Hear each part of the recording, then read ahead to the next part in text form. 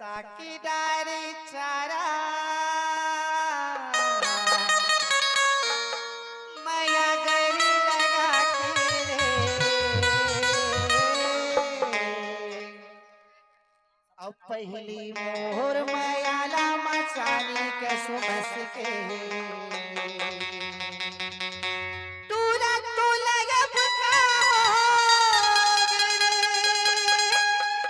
मोला फंसा के डारे चारा माया गरी लगा के रे मोला फंसा के डारे चारा माया गरी लगा के रे पहली मोर माया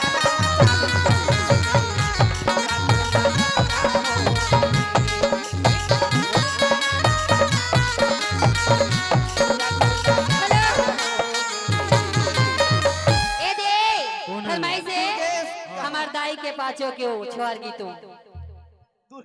कहाँ का बताना प्रथम गणे से धती धावा मैं चारा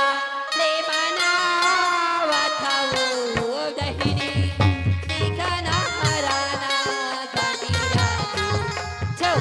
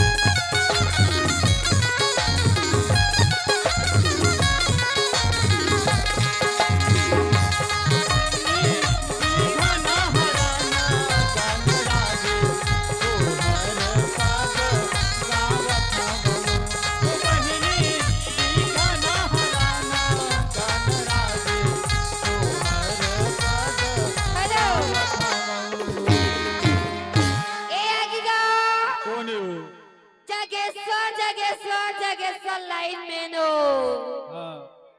मोर पोगरी डॉक्टर इस लड़की के पीछे बर्बाद होकर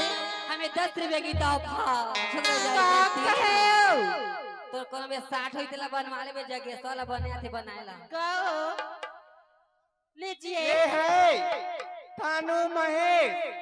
अमोहन कंडक्टर है बस वाले मोला तेरी है थोड़ी बड़ी हो